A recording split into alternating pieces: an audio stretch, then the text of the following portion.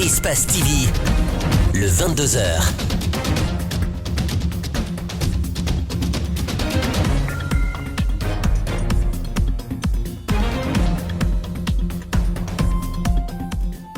Bonsoir à tous, vous faites bien de nous choisir pour vous informer. Bienvenue dans ce 22h, dans un instant le sommaire. Plus de 6 mois que les travaux de construction et de réhabilitation des routes nationales sont lancés, mais à date, quel est le niveau d'exécution? Existe-t-il des problèmes de nature à freiner le travail des entreprises? Le ministre des Travaux publics est en tournée pour visiter ces chantiers et se rassurer de l'évolution effective des travaux. Fria, toujours sous pression, des émeutes ont éclaté dans la journée du mercredi et plusieurs personnes ont été victimes d'agressions et de pillages. Un calme précaire régnait ce jeudi. Les femmes sont toujours mobilisées pour le départ de la préfète Nialing Condé, accusée de corruption. Il n'y a plus aucune place de disponible dans le marché de Matoto. C'est d'ailleurs la raison pour laquelle plusieurs femmes ont pris d'assaut les bordures de route pour vendre leurs marchandises. On en parlait hier. Ce jeudi, une équipe de reportage est allée constater cette réalité. Il s'agit d'une mission de contrôle. Le ministre des Travaux publics est en tournée de 10 jours à l'intérieur du pays pour constater l'évolution des chantiers lancés en décembre 2018 sur la route nationale numéro 1 Koya-Mamou-Dabola et sur le tronçon PK63 Gekedou-Kondembadou. La mission a échangé avec les responsables des entreprises en charge des travaux. Des échanges portent sur le niveau d'avancement, mais aussi d'éventuels problèmes rencontrés sur le terrain. Mamadou Kalisso, Abou Korea Kourouma. Au total, une dizaine de bases vie doivent être construites sur le tronçon Koya-Mamou-Dabola. La base principale, qui doit servir de lieu de réunion, est déjà construite. Des laboratoires qui permettent de tester la dureté des matériaux qui doivent être utilisés avec la validation de la mission de contrôle sont déjà installés. L'emplacement du nouveau pont de l'Insan est choisi. La centrale à béton réalisée. D'après le ministre Naïté, toutes les conditions sont réunies pour avoir une route de qualité qui répond à l'exigence du nouveau trafic. Et quand on sait que le trafic aujourd'hui, avec la vision économique du chef de l'État dans le cadre de l'agrandissement du port de Conakry et la vision qui est celle de faire en sorte que le port de Conakry, qui est le port naturel du Sahel, puisse être une réalité, nous allons assister dans les années à venir à beaucoup de trafic sur la route nationale numéro 1. Donc la route doit être faite de façon consistante, de façon durable et que le dimensionnement qu'on a retenu soit un dimensionnement qui tiendra dans le temps. Quant au tronçon PK63 Gekedou Kondembadou, il est toujours quasi impraticable.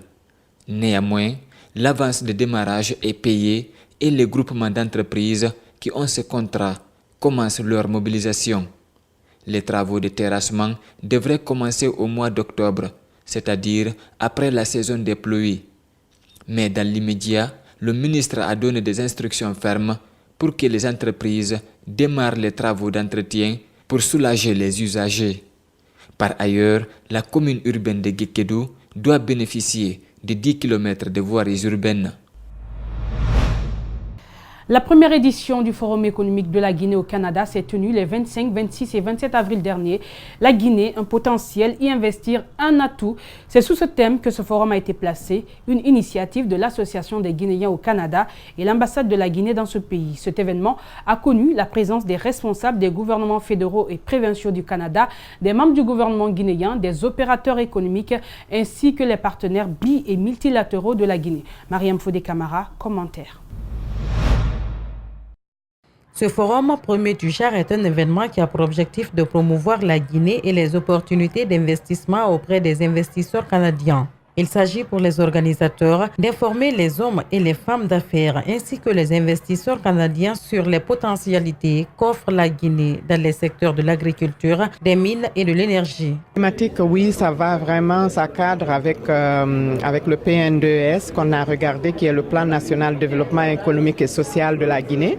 Donc, nous sommes allés chercher quelques domaines qui étaient précis, qui étaient ciblés par le gouvernement guinéen pour pouvoir répondre à des besoins qui ont déjà été identifiés pour ne pas réinventer les choses.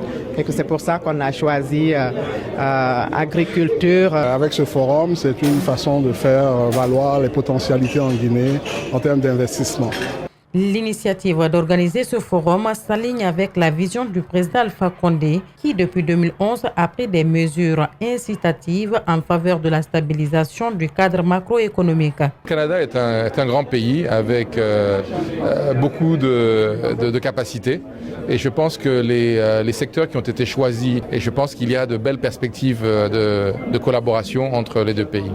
Le secteur agricole est l'un des secteurs qui offre le plus d'opportunités pour accélérer la croissance économique de la Guinée. Cet échange, je crois qu'il peut être profitable par tout le monde, dans la mesure où le président de la République, au cœur de sa politique, c'est l'installation ou l'instauration d'un partenariat gagnant-gagnant. Tout au long de ce forum, plusieurs défis et opportunités sur l'entrepreneuriat en Guinée ont fait l'objet de débats dans différents secteurs, à savoir l'agriculture, les mines et la formation professionnelle.